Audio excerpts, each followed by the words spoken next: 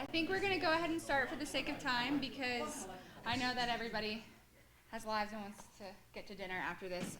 But first, someone is spending their birthday here. Alex Axhelm. Adam Axhelm, yes. Yes. Happy birthday. Yes, so thank you for joining us on your birthday. I'm sure this is exactly how you wanted to spend it. So my name is Sydney Sherezny. I'm the president of Volt Strategies, and I am the project lead for the town of New Pal's comprehensive plan.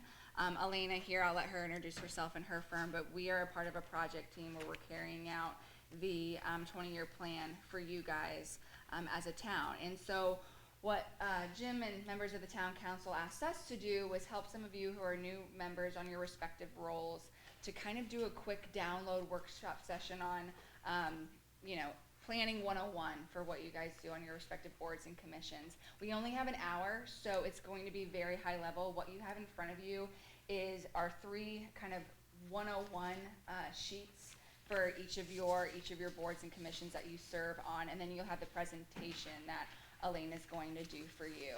And so the 101 sheets that you have, those are basically the cliff notes from the America's Planning Association. I think some of you had the packets in your hand. So it's pretty much pulled from those longer documents to give you a short synopsis on what your roles are and the high-level responsibilities and duties that you have on your respective boards and commissions. So with that said, I'll let Elena take over. She is a subject matter expert. A lot of impressive credentials and is also going to be our next. So fun fact. I said that. Nope. But I'll let her take it away, and then we'll go throughout the presentation and how we have questions. Just ask them as they have an open. If you want to save them till the end, we can do a Q&A at the end too. So, welcome again. Happy birthday again, Anna. Elena, take it over. Okay, so I'm Elena Schonkweiler. My background is in economic development, and what I found was having worked for several years in a chamber of commerce that also was the town. It was a town over in Ohio. It was their economic development arm because the town itself didn't have economic development staff. I started learning a lot, started understanding more and more some of the state resources and toolkits available. I'm from Noblesville, and so my husband and I moved home after his military service was over, and I went to work in a chamber of commerce there and was picked up by the city of Noblesville and the previous administration to do economic development because they needed somebody who sort of understood the community, right, hometown roots, and also could help build some bridges in their downtown. So served on their Main Street board, served on their CDC, which is actually what you guys call your EDC. They just created their Community Development Corporation. So after I left the city and having done 5 years in economic development, I like to say 5 years hard time because it was a lot of foundational work that is now we are seeing the fruition, right? We're seeing it, as I hit the microphone, we're seeing it come to be, which is typical in planning, right? And economic development is what you're doing now and what you're laying the groundwork now. You may not see for a couple years. So it's been nice living there and now having ran for state rep, as Sydney mentioned, that I can kind of say, like, I had my hand in that. Which I want to say thank you for you all, whether you're elected or appointed, serving your community in this way. You guys are, in my opinion, managers of change, agents of change. In your position, either as town council or appointees to the boards and commissions that you serve, you are really the agents of change for your community and really managing that process. And that means a lot of public input and seeing people at the grocery store and they might have a question, right? You're never really off, right? They always kind of know they can go to you and ask you those questions. And if you don't know the answer, you'll get them the answer. And that is a really unique place to be for your community because you become an ambassador. So I thank you guys for being here tonight to educate yourself. How many of you have been or could I at least have you guys go around and kind of tell me what your names are and what you're serving on, or if you're an elected or appointed? Can I start with you in the front row? I'm Nancy Owens. I was appointed and I am on on the planning commission. Okay. How long have you been on the Plan Commission? 8 years? Okay. I'm Adam. I am on the Economic Development Committee. This is my first year there, but I was on the Board of Zoning Appeals for about 15 years. Okay. Steve Rennie on YBC. About close to 10 years or more. Yeah. I've seen your name in the newspaper when I read articles about New Palso. Sorry, that's good to put a face with the name. Aaron Croft, been on the planning commission for 2 years now, I believe, and then the board of zoning appeals for starting this year. Okay. And was appointed. Okay. I'm Bill Niemeyer. I'm on the town council, the planning commission for my 4th year. Had 1 year of an interruption, and happy to be back. And then also on the REC. Okay, great. The Ron Wally Planning Commission appointed about 4 years. Okay. Rachel Strong, RGC, I've grown now since they built the health center. Okay. About 7 years maybe, I don't know, I'm trying to figure it out. Kathy Hall, the BZA, I'm not sure how long really. Long time? Couple years. Couple years? Okay. Katie McCarty, BZA, this is the first time. Okay. Good. Do you mind if I know you guys, but go ahead. Ryan Hurley, Town Council Planning Commission. Okay. 6 months. 6 months. Town Council and Plan Commission. Okay, so there's a really good breadth of knowledge in this room. I think continuity of service here. So for those of you who are new, we're going to go over kind of introductions to each of the entities, key responsibilities for those, so kind of their general purpose, and then the key responsibilities. The public input process during for all of those entities as well.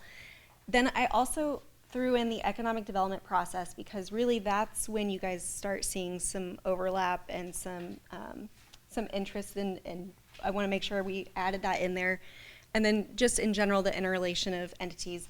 As we said, an hour, so we have, this will be pretty high level, but just wanted to kind of go over these, and you have the slides in front of you, so feel free to take notes.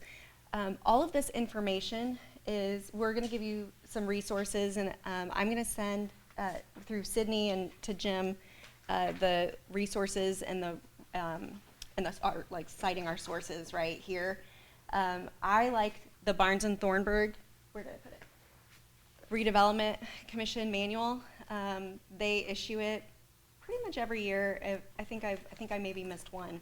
But when I was in economic development as a staff person, I found that some of the processes we had in place, I didn't really fully understand what needed to go to BZA versus what needed to go to Plan Commission, early on. And I can tell you, the folks that serve on both of those, thank you for your service, because it can be a challenging process with public input and hearings. And so I reference this manual a lot. I also reference the APA's, the Indiana chapter has a really good kind of a 101 series on Planning 101, and it offers a couple toolkits, which is what those papers are from. So we'll cite some statutes and things, but Plan Commission, Redevelopment Commission, Town Council, EDC, they're all integral components of your structure, and they work collaboratively to sustain growth. I think it's important for this process as we talk about the comprehensive plan and who is responsible for sort of holding the line on that, and who is responsible for the flexibility components within the comp plan. That is an evolving document, right? It's a living, breathing document for your town, so we want to make sure we address that as well. So Plan Commission, all of these can be found in your state statutes, how they were established within the state legislature. The Plan Commission, their primary duty is to develop and recommend to the legislative body, which is your town council, a plan for the future for the community. So that's your comprehensive plan. Full zoning ordinance adoptions, and so when we say full versus the BZA, so Plan Commission versus BZA, there's a lot of good research out there on, just for your sake, on what the difference is and what goes before them. Plan commission is typically your full rezone. So you're changing land use, you're changing zoning. And it's not just a temporary use change, or it's not just one owner change where, for instance, a corporation might need some temporary outdoor storage, but their current zoning doesn't allow them to have outdoor storage, so they might need a use variance. That would go through BZA, not through Plan Commission. So, but if a corporation's coming in and they want a full rezone of that because they never want that zoning to change, that goes to Plan Commission. So, Plan Commission makes recommendations to your legislative body, which is your town council, on proposals and to amend the text of zoning ordinances or subdivision control ordinances, or they can also amend your comp plan. So for instance, if you were to adopt a comp plan this year, right, that's our goal, and then maybe in a year or two you have a study that helps you with a thoroughfare plan and you're talking about, you know, your roads and your bridges, you can amend your comp plan through your plan commission.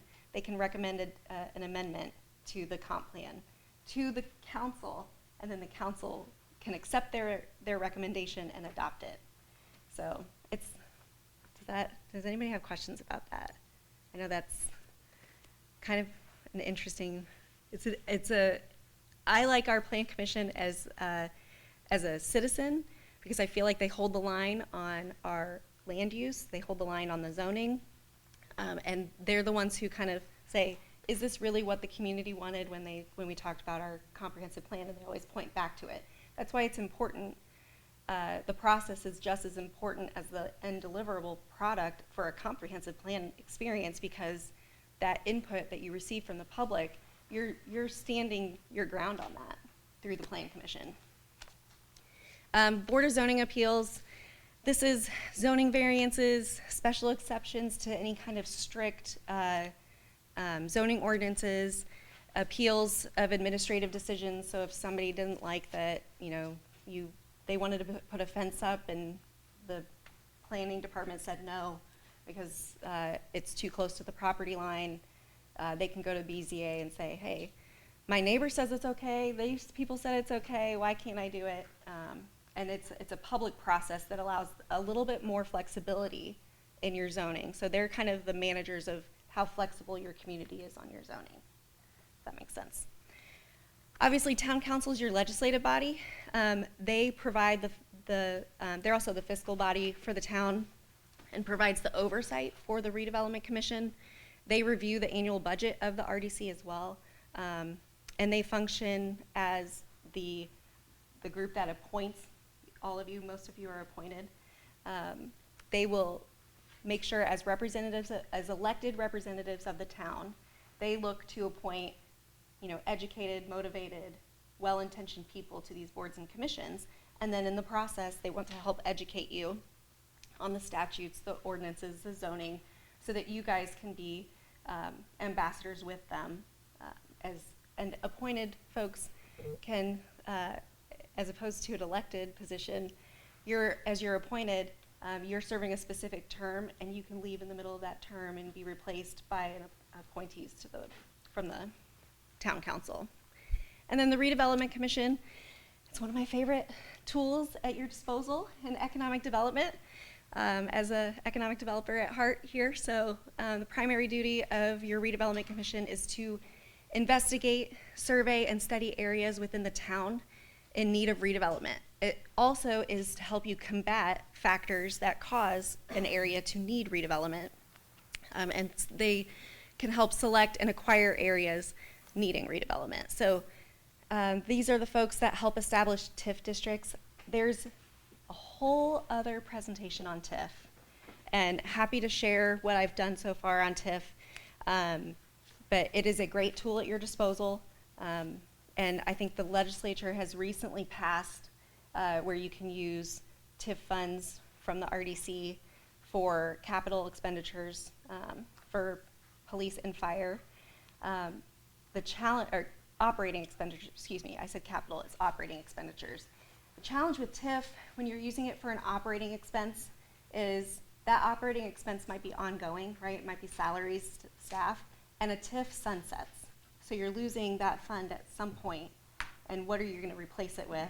But it's really good to help you get started as you're looking for funding sources. So again, it's acquisition, disposition, remediation, improvement of properties.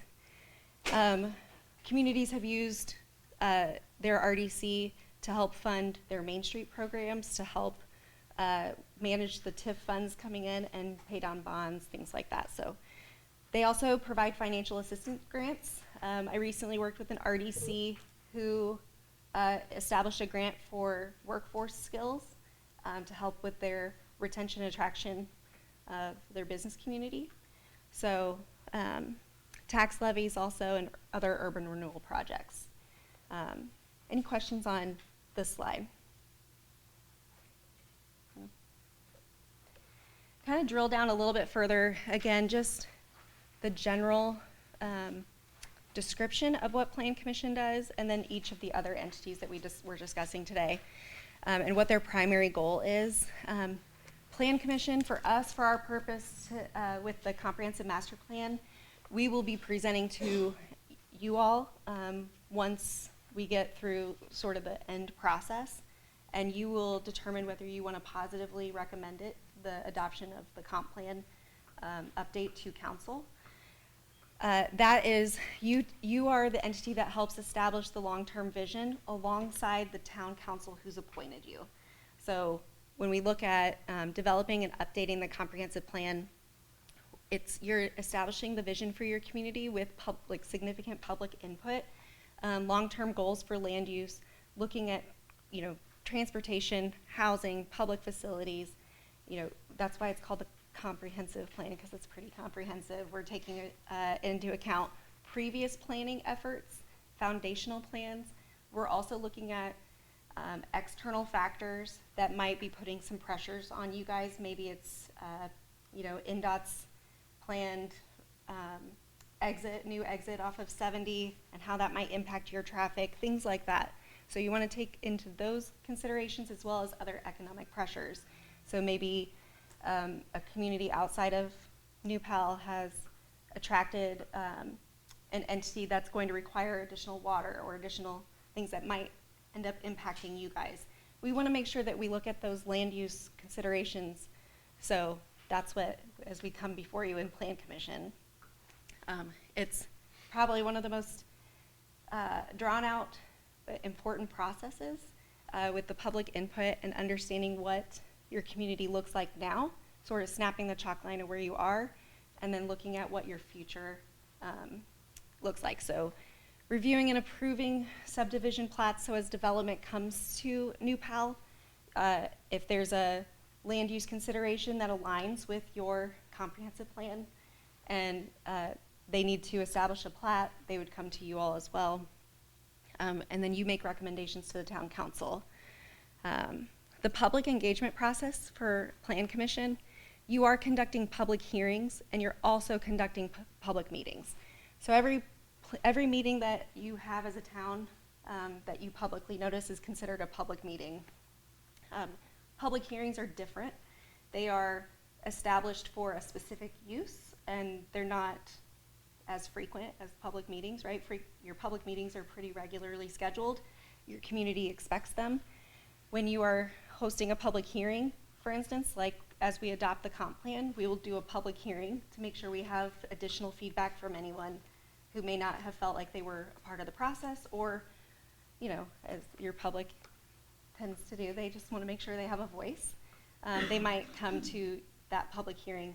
You open the public hearing at Plan Commission, allow folks to speak, and then close the public hearing. So it's a little different than what your BZA, as you're looking at the RDC typically doesn't have as many public hearings as a Plan Commission does. So still an important part of the process though. BZA, so I put actually the most recent example I could find of something that you guys had approved. I think it was parking for maybe a nursing home. Yeah. Okay, good job. Well, yeah, I put it up there. So as I was researching your community and kind of doing my, looking for evidence within the comp plan as any zoning variances have changed, just making sure that there's flexibility within the framework of zoning. We have heard from the process with the comprehensive plan that Hancock County, their zoning is what, you remember what he said? It was like, it's zoning with prejudice, meaning they're not going to be flexible with their zoning or land use.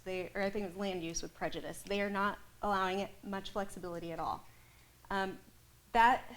I've seen that in other communities when you have a specific, restriction on either you have a state road where you can't have an additional road cut, or you have some infrastructure limitations. That's pretty typical. But most communities don't have land use or zoning with prejudice. That's what the BZA is for, is to allow whether this aligns with your comprehensive plan and whether or not the flexibility in use is something that you guys can tolerate as a community. So it's a good litmus test. You also hear appeals from folks who don't like a decision, right? I'm sure you guys have experienced that a lot, right? This picture is a good example. Technically, they didn't meet the parking standards and they needed a variance, and you allowed that because it was in the best interest of the community. And then the BZA also ensures the compliance with the comprehensive plan. If there's exceptions, making sure that we capture that, and we would capture that amendment in the comp plan in any zoning changes. That was actually kind of a unique piece of property because the BZA did a good job, just for the fact that it was senior housing, and the senior housing needed that special exception, had to go through the board of zoning. Right. Had they not, then the builders or developers just would have went back to our standard, and that would have allowed for apartment units, which wasn't the intended use. So there's a little bit of strategy there. Sometimes you have to really think about that whole big picture, and do a good job with it. So. I would say, as I'm like glossing over some of the examples and just what you guys do, but I would say the things that come before BZA and Plan Commission are so unique, and you have to really understand how it might impact down the road, and whether it's the highest and best use, or whether it's in your best interest as a town because the intended use is X, but then the zoning requirements wasn't meeting that. So it is those two entities, in my opinion, are some of the strongest foundations, and having good people serving in that and holding the line for you, and also looking at the community vision of the comp plan and helping in those roles, establishing what developers and others who come before you can expect. It's as having worked on behalf of both a city and a developer, it's fantastic when a developer knows that they can come before you and say, here's what we're seeing, and they can work with you, as opposed to not understanding the process or having a commission that is going to drag their feet because they're not afraid to make a decision, things like that. Because we've had that too, where it costs the developers a ton of money if a commission's not making a decision, or a board, and how long they're willing to wait to invest in your community. And of course, in economic development, the goal is to catalyze that private investment in your community. So it's kind of, I have a question yeah. when it comes to a developer that might say, I got a parcel I'm looking at, Mhm. and they want to sit down with us, which we've done that, and we make sure we don't have more than one or two from a committee. Yeah. Is that advisable to continue to do that? Like we say, this is what we're kind of hard stance on, and we won't accept this and that, as long Yeah. as we don't have a quorum for any committee? Yeah, I think as long as your town kind of understands who's meeting with them, because we have been on the side where, from working in the city of Noblesville, where we had a council person make promises, or a board person say, I think we could probably do that. And then we come to find out, we really couldn't. For instance, in Noblesville, we had he's not with the community anymore, in fact, moved out of state, but he was a former council person who promised his community that we would never, ever have a gas station at the corner of this neighborhood. and none of the community members wanted it. He didn't want it, but because of zoning and land use, it was already a pre-approved use.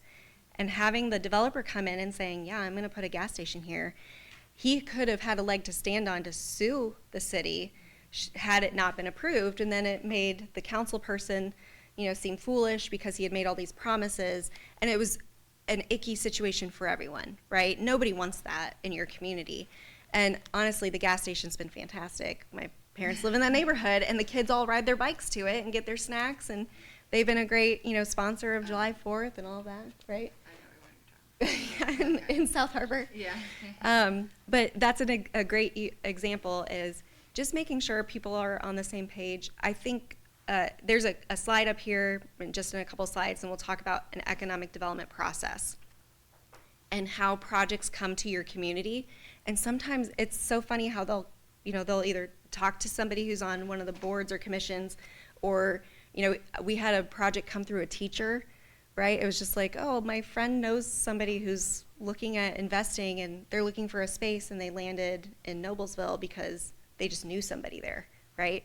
And it's, so it's an interesting conversation is that initial meeting, and then what happens from that initial meeting and who's meeting with them. So whether it's, a member of Plan Commission and the EDC, or maybe it's one town council person and a Plan Commission, depending on the situation.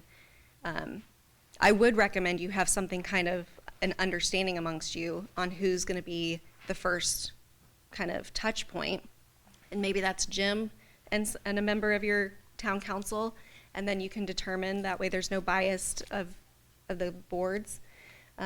There's a good conversation there. And just real quick, because you asked about if you were allowed to meet. So there was recently a state law passed in the General Assembly this year that talks about boards and commissions that are specifically ones that have appointments on them, and what the definition of administrative is when you do meet with some of those people. And so it was loosened this year to your benefit.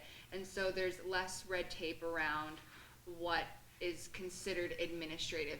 Elena's completely right in saying you cannot make deals in those. You cannot make promises or anything, but the types of conversations you can have is a lot more broad under the administrative definition now. So. Administration could mean a party of 5, whoever. Mm-hmm. Okay. Yeah. Yes. I assumed that would have been the town manager. That would have been my assumption. Mm-hmm. Okay, Yeah, thank you. I think in the town of Cumberland, it's typically the town manager and his assistant town manager, who's also the planning director. And then in McCordsville, I'm pretty sure it's the town manager, and he might bring his town attorney, depending on the nature of the conversation, right, if there's incentives and stuff.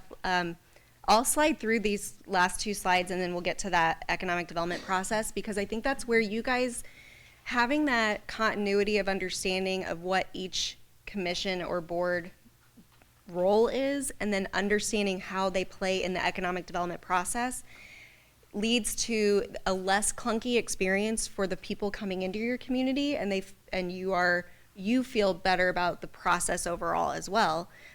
So making sure that you guys have that kind of down in the economic development process. I know that Hancock Economic Development kind of manages some of the site selector type stuff, but you're going to have those business attraction, business retention things that come just to you guys and wouldn't make it to them. So anyway, the Redevelopment Commission, again, it's probably one of my favorite entities, because as a staff member in a city, I loved working with those folks and helping remediate some of the blighted properties.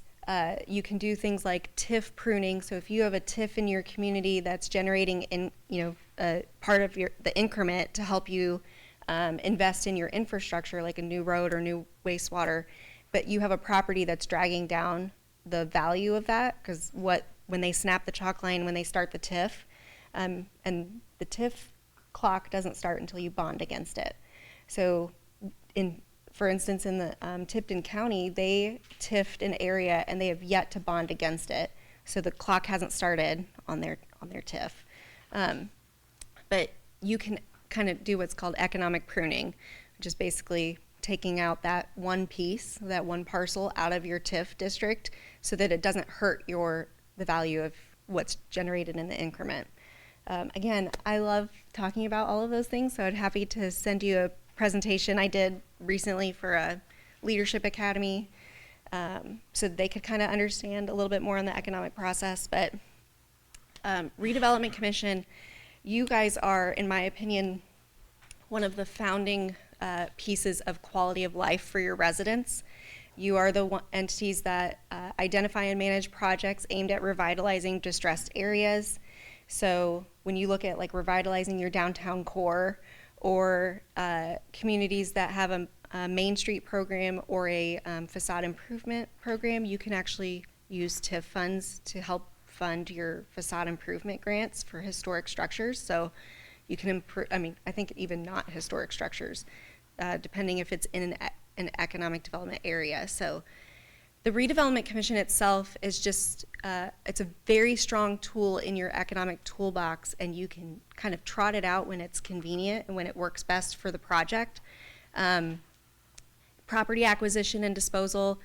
For instance, we might have a parcel that is dilapidated, or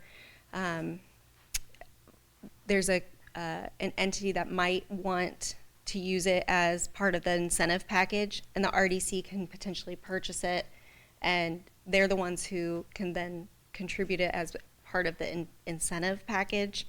There's a whole economic development strategy around that I would love to get into, but we won't have time today. So if you have questions about this manual is so valuable. Barnes and Thornburg is, there's a law firm that, and a couple attorneys that actually draft this every year, and they basically change anything that came through in the legislation for that year, and if it's passed, and then it also quantifies what changed and how it changed, so you kind of know from year to year.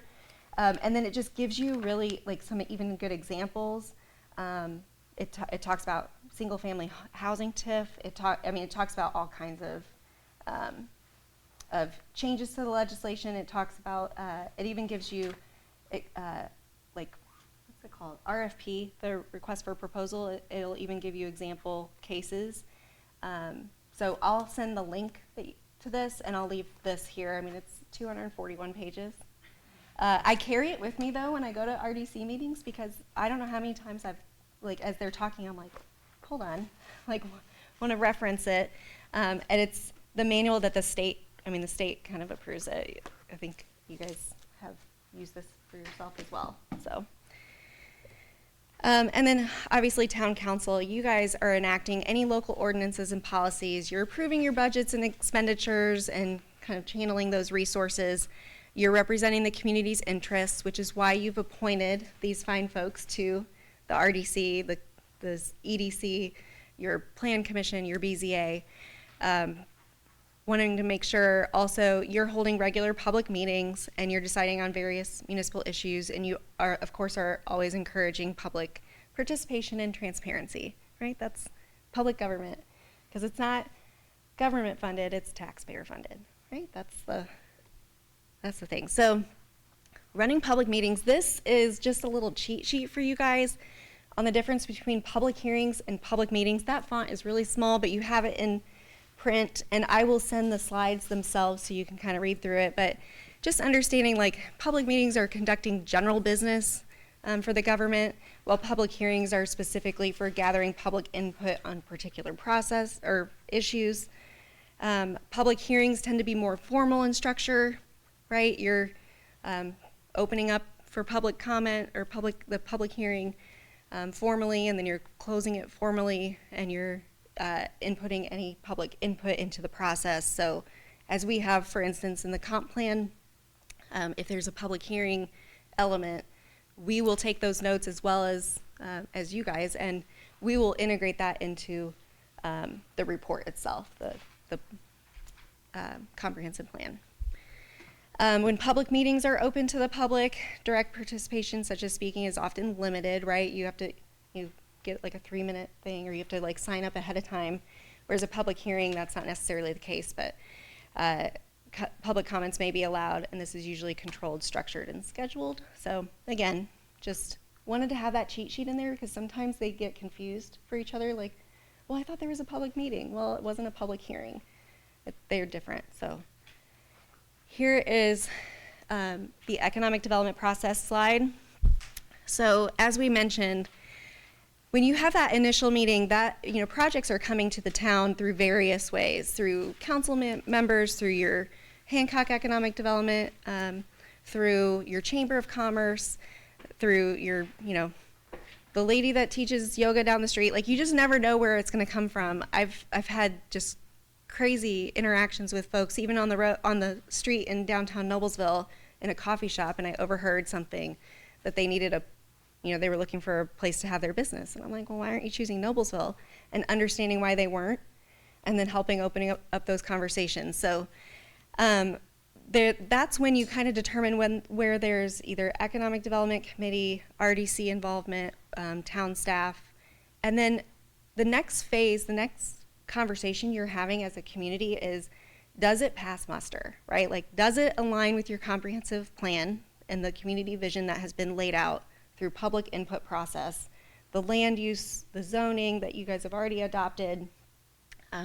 As you're looking at maybe even a specific project like a downtown project, or if you know that in 2 years you're applying for a grant for road funding, and now there's a project that might impact that, like, you want to make sure that there's some alignment. So it's kind of that, is it a valid project, yes or no, and does it pass muster for your community?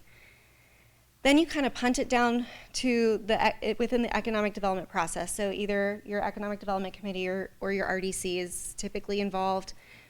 Usually from a town government structure, it's a council person and your town manager. Maybe it's planning person, but your project representatives present their project, right? Whether it's like a gas station or a hotel or whatever might be coming to town, they present it to town officials. If there's a financial ask or a land acquisition or anything like that, it needs to be in an exec session, which I think you guys already know. There's a lot of you that are not new to this process. So whether it's an exec session or whether it's in a regular meeting or a committee meeting, that's something that you guys can dictate for yourself. And then it's kind of that go, no go. Like, this is where economic development projects live and die several times through the process. So maybe it's not the right fit because the parcel they want, it was geared for something else, and they want you to change the use, and you're not willing to do that. So that's a no-go. And you draft a formal letter, or sometimes it's just a conversation, meeting in person, say, yeah, that land's not going to work. For instance, in Noblesville, there was an entity that wanted to have a daycare on the corner of State Road 32 and another thoroughfare, and it's near our elementary school, but it was also within a 1 mile radius of 4 other daycares. And the question was, like, it's not what the intended use of that parcel was. It was they wanted an office, kind of village node corner, and having a daycare there was also a high-powered fuel line that ran under that parcel, so they wouldn't be able to develop over part of it, and they were going to put the parking lot, and we were like, I'm not a planner, but that sounds maybe not ideal. So we turned them down, and of course they had spent money on plans, they had spent money, they thought they were a go, even though they hadn't even presented to BZA or Plan Commission. At that point, we probably would have sent them to Plan Commission. And it was a tricky situation, right? It wasn't what the community wanted to see there. We went back and looked at our comp plan, and then we looked at even just like the market retail analysis, like a quick look, and we saw that there were 4 other daycares. Now, Noblesville is one of the fastest growing communities in the state, so we were taking that in consideration. Of course, we pitched them a couple other parcels that we thought might work. So in this situation, we were at a no-go, and we met with them, and then we, after much conversation, we felt it in our best interest for our attorney to draft a letter to them and just say, it's not happening. planning staff will not be positively recommending you to go to whichever entity. I think we were at that point deciding plan commission. So you choose go or no go. If it's a go, then you're going into that negotiation, right? Like with the town, whether there's an incentive that's needed, or maybe they're asking for an abatement, or maybe they're asking for some TIF money to help buy down, whatever the costs are. And that, again, is where things go. Sometimes projects go to die, right? The living negotiation process to make sure that you feel comfortable with what your community is being asked. If they're asking for you to incentivize the project in some way, that's the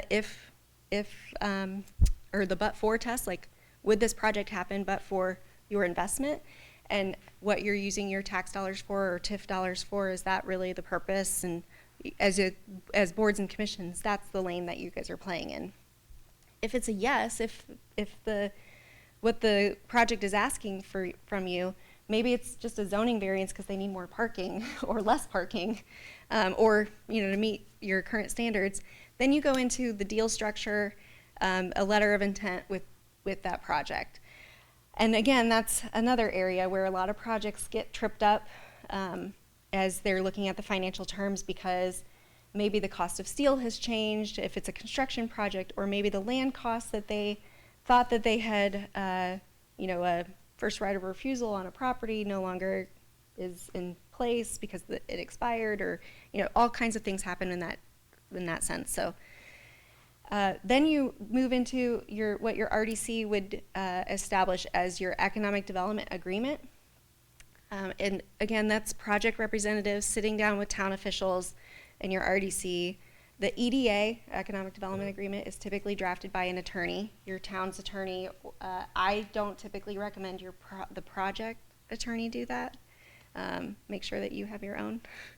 And then also have it, if there's a financial incentive or any kind of financial implications on the town, having your municipal advisor, your municipal financial advisor, review it. And then you're moving into other budget and financial costs. Does it require TIF, bonds, or abatement conversations? Again, that's a go or no-go situation. And you're either getting the deal across the finish line and closing the deal and going to a groundbreaking, or maybe you're sending them to your planning department for permit approvals. And but then the last piece is confirming compliance with if there was an abatement or a TIF or anything like that involved. You guys are confirming the compliance that they've met. Like maybe they committed to hiring 25 jobs at X rate of pay. You're confirming that they actually did that within the timeline of the agreement. So when we look at like an economic development process, it looks like a big cycle, and there's a lot of potential obstacles to get the project to finish line. I think what we see in Hancock County is a lot of projects are coming in, some big box. One of I think as we look at Elanco leaving and going to Indianapolis and what that building will look like, will impact New Pal, right? All of those projects within your county will potentially impact you guys. So making sure that you are aware of what's happening countywide. You have a question? Huh? Yeah, well, we'd really like it if you would have just stayed here. When you think about the 5 buildings that you're in, and the incredible, we're gonna do just a 3-minute economic development slant here. You're looking at quality of life, quality of place, workforce attraction, what's keeping your people here? Does the community have housing that the caliber of people I want to hire is going to work here? If we're going in a different kind of business lane and investing, then we need to look at our talent attraction, talent retention, and really just looking at the community as, is this going to fit our workforce, and will it help us keep people here? And I think that's the conversation that Elanco was having, and they were getting courted heavily by your neighbor in Marion County, unfortunately. And that was a huge redevelopment parcel property for the city of Indianapolis. and the state got involved in all of that. And I think hopefully the state will get more involved with the 5-building campus that you guys have. And you have an interesting parcel next to you with the power lines because it hasn't been developed yet. So those kinds of conversations as you're looking at your own community. I think you guys have incredibly strong schools. My kids in Noblesville, they hate playing New Pal and Mount Vernon because you guys are tough, especially volleyball. My daughter plays volleyball. You hate playing Mount Vernon too. Man, they're tough. There you go. But that's the like as we look at this from a planning lane and the RDC versus Plan Commission and BZA and the entities that you all serve, we're all looking at quality of life, quality of place, and the opportunities that you have to continue to help your community evolve as agents of change, right? And we all know people hate two things: the way things are and change. So that is one of the most challenging roles that you all have, is helping your community understand what the future looks like, and you're building for the next generation. So there's a couple more slides on economic development tools. Again, I can send some information on those. There's, like, we just did a TIF bond kind of a PowerPoint slide for the Leadership Academy so they could understand a little bit more what that looks like in use and in theory. And in economic development, right, you're trying to grow the assessed value of your community. So that's why I added this slide, because the 4 entities that we're discussing tonight, there's a dovetailing of how it works for your community and how you all kind of play in the sandbox together when it comes to the community development, land use, growth, anything that kind of could potentially affect your community. So I highlighted a couple things of the interrelationship here. So collaborative planning and development, the Plan Commission, you're developing and updating the comp plan, and it's guiding the town's long-term growth and land use strategy. When we look at communities like City of Westfield, has not updated their comprehensive plan since 2007. That's before Grand Park. That's before all of those things. And it's really hurting the current administration that's now taken over, because he's now trying to get his arms around what his community really wants to identify as and how they want to pursue land use. So it's really important for the Plan Commission side and for your town management to be able to point back to an updated comprehensive plan so that you've engaged your community in the process, and it gives you that long-term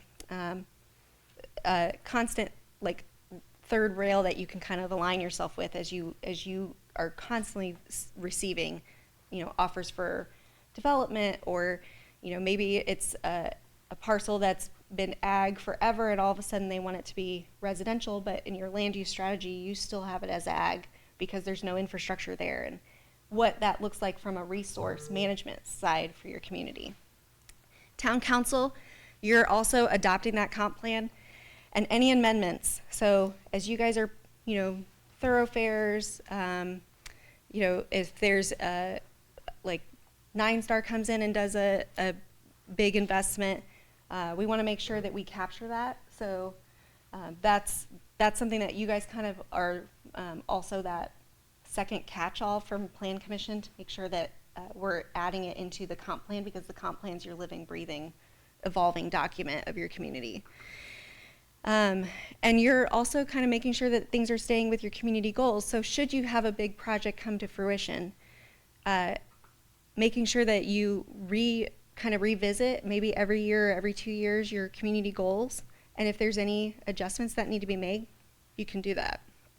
The RDC, you're using your comp plan to identify redevelopment areas, right? And prioritizing projects. So if there's a redevelopment area that is a blighted piece of property that everybody in the town knows they'd love to see something else there. When I was at the city of Noblesville, we had a junkyard. And everybody's like, can we please get rid of that junkyard? It was on 146th Street. It was on a major thoroughfare that had significant investment. We had a brand new elementary school right down the road, and then Hamilton Town Center. and then it was literally a brownfield because it was all these cars piled up on top of each other that looked terrible from the road. And that was one of the priority projects that was listed in our comprehensive plan by the public input, like, please do something about the junkyard. And of course, that's like, then you have to work with the landowner. And we all know how fun those can be sometimes. So understanding what their vision for that piece of land and how it kind of falls into their future planning, those conversations are really good to have during the comp plan process. So some of those focus groups we're going to have are some of those landowners. And then BZA, you guys are ensuring the variances and special exceptions align with the comp plan and as recommended by Plan Commission too. So you're making sure that there's a collaborative planning development opportunities here. Same thing with zoning and land use. I mean, we're getting close on time, but you guys understand, the RDC is working within the zoning framework that's already established by the Plan Commission. And then if there's flexibility of use or zoning, then they are going through BZA. Town council is enacting the zoning ordinance based on those recommendations from the Plan Commission. So, gotta love zoning. I love zoning when it works with the economic development project I'm pitching, and then when it doesn't, I'm like, here we go, because it's a big process, right? Like, you guys have to go through it, but that's what you're there for. Project approval and implementation. So, Plan Commission will review any preliminary site plans or subdivision plats, sorry, I like to confuse those sometimes.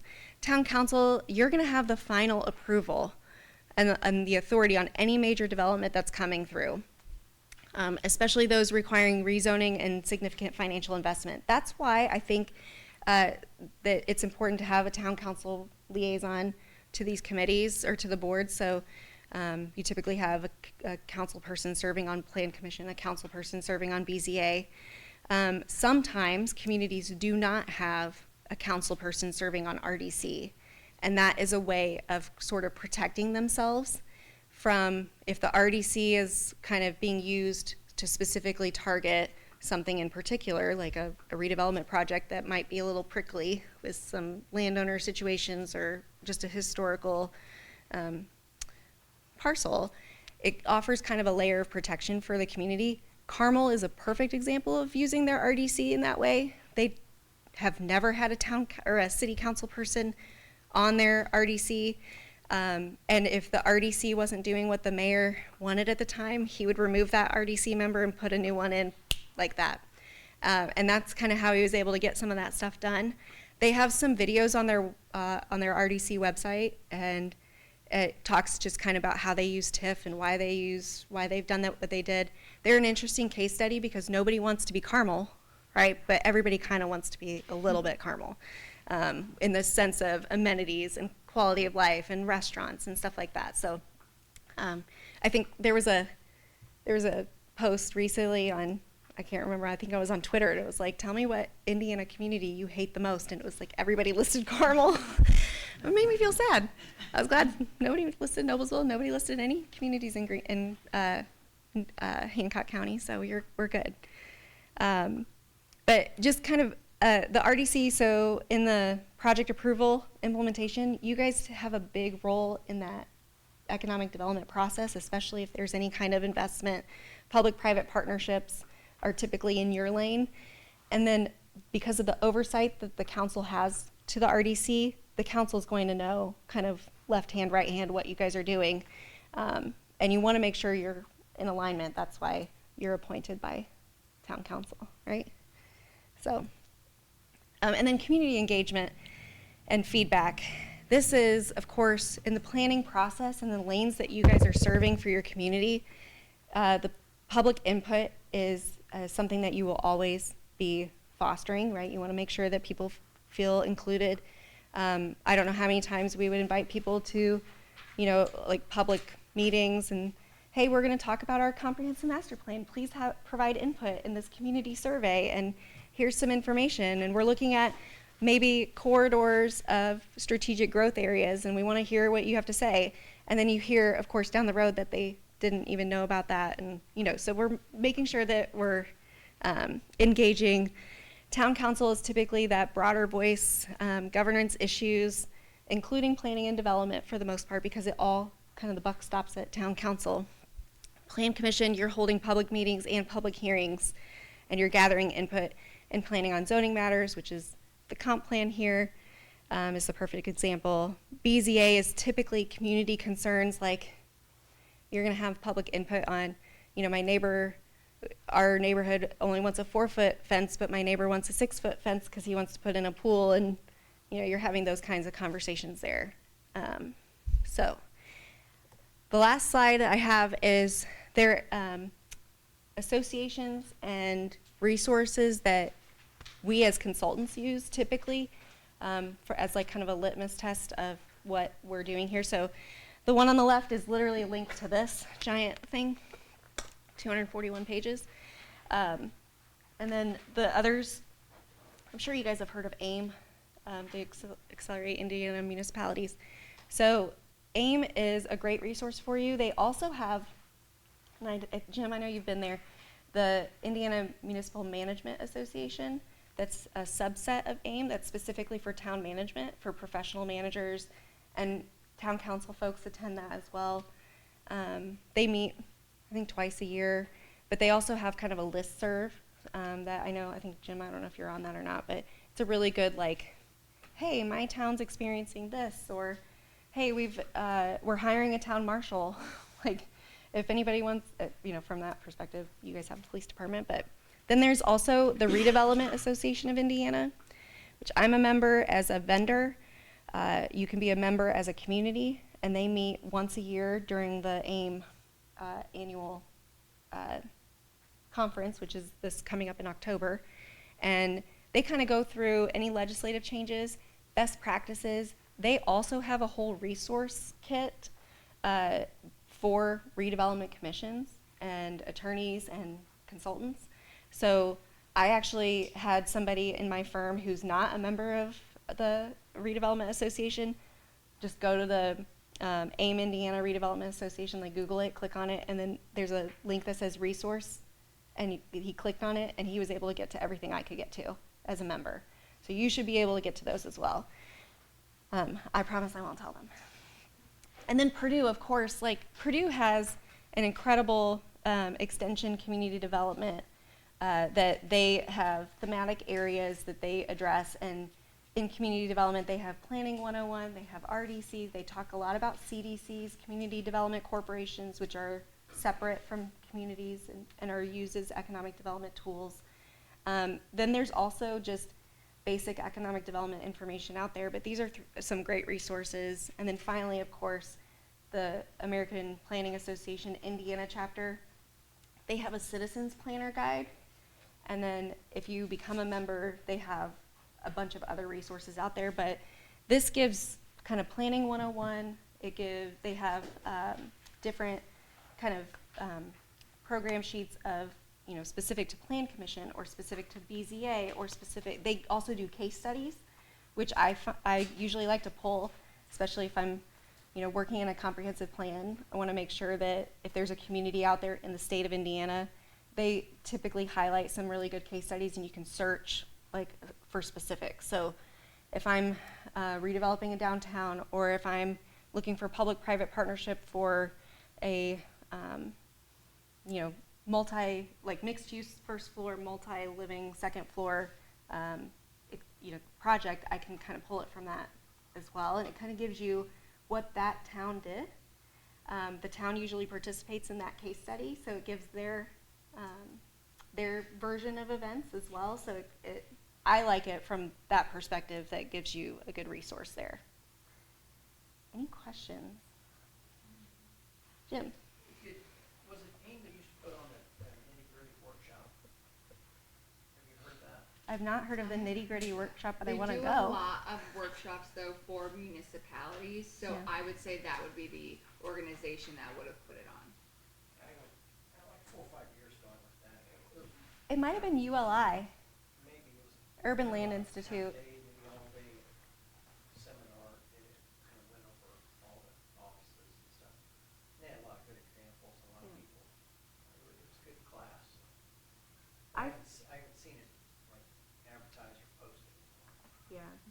I think Urban Land Institute is one I didn't put on here, but they have an Indiana chapter, and they host events monthly or if not quarterly.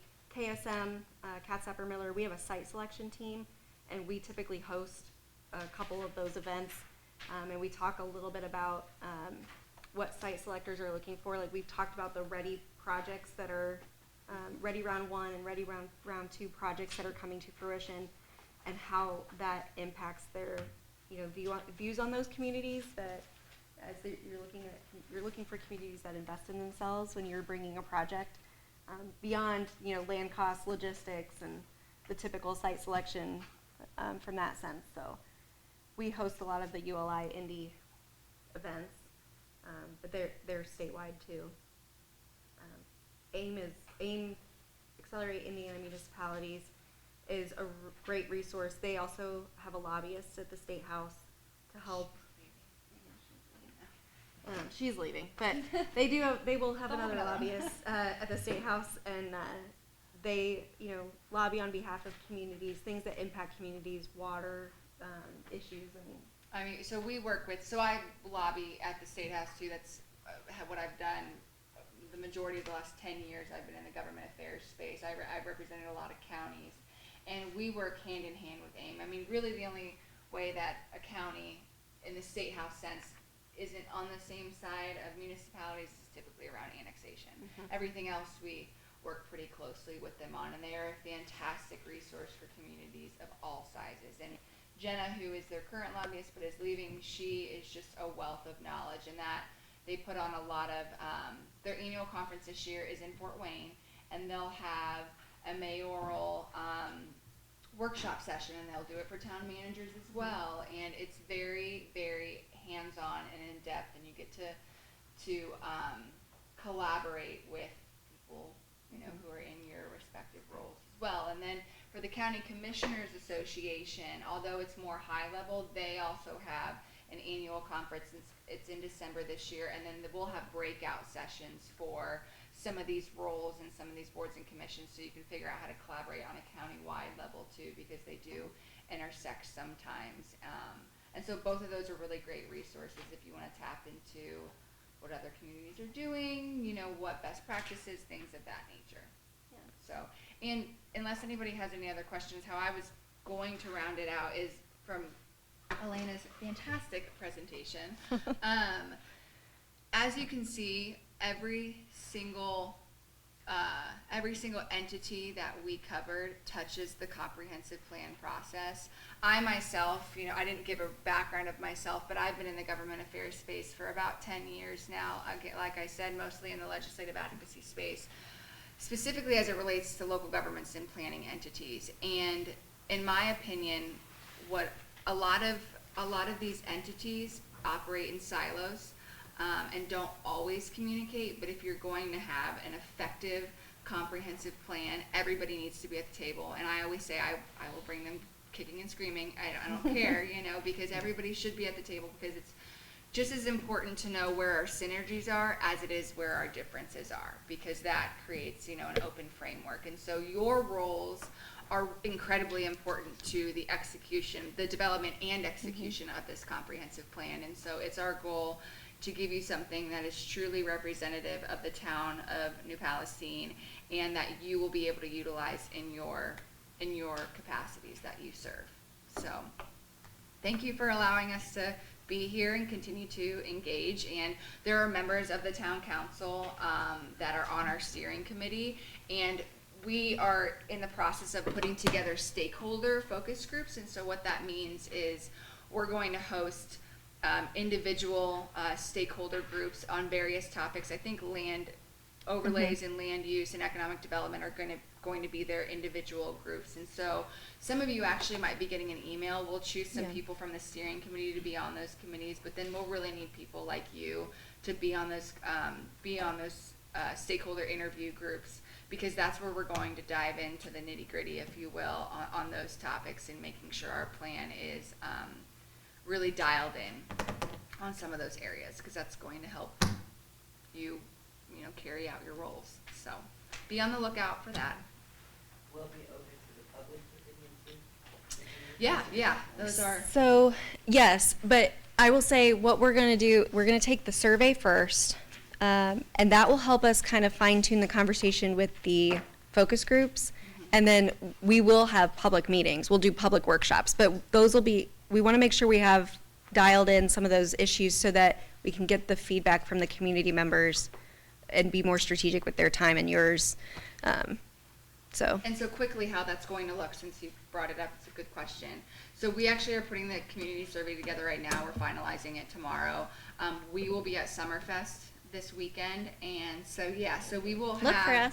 Yeah, so we will have little carts that'll have a QR code, and you'll be able to scan it, and we'll be passing them out to the public, and that'll start the process. And that survey will be open for about 5 weeks or so, and then we'll close it, and then we'll go through, and we'll have done research on your 2016 comp plan and things like that, and really dial in the community vision and the key topic areas that the public cares about. And then, like Elena said, that'll guide us into our stakeholder focus groups meetings, where we'll kind of dive into some of those topic areas with even more depth to them. And so those will be open to the public as well. We'll have a couple other public meetings too, probably piggybacking off of already scheduled public meetings. So maybe a plan commission meeting or a town council meeting, things like that, so that the public can participate. But we'll be out in the communities too, because not everybody, there are some people who will never attend a public meeting, but they will attend a car show. Yep. And so, that gives us an opportunity to really capture those people. Is there a way, or do you want to differentiate between a county, a citizen, and a town? I mean, you want We the do, input from There's actually. questions on Yeah, that. so in the demographics section, and that was one of the questions was, will people even know that they may not live out of We the can- town? we can really- No, they absolutely don't. Yes. That was Yeah. actually talked about for like at least So 10 minutes. we're a not meeting. asking for addresses, although we could, and map them, but that's a lot of work. So we will try to differentiate if they live inside city limits. And in the survey, I can drop in a map of what city limits are, and so they'll know if they live inside city limits. Yeah, so. And so honestly, so you'll get an email from me in the next 24 hours or so, just with this presentation, links to I'll have the links to it, yeah. packets, links to the documents, links to those resources up there. And I'll just go ahead and send the survey. So you'll probably actually get it in 48 hours, but I'll go ahead and send the survey to you. That way you can be the first people to try it out and give your opinions. I was gonna say, So- when are you gonna do this? Because you're driving to Evansville tonight. I am driving to Evansville right now, so. It is a faster trip, 69. Yes, and I love that. and I gained back. Although an you have to go hour to the this time, bathroom in so- Bloomington or Bedford, like. And there's something else. I'm just saying. So, yeah, so no. You actually will probably get this from me on Thursday, hopefully by end of business, so I can Yeah. drive back and I get my really, life together. yeah, I really appreciate the opportunity of presenting. Yeah, thank you guys so much. Yeah. And happy to give as much resources, so you'll have our emails Adam, I and hope you have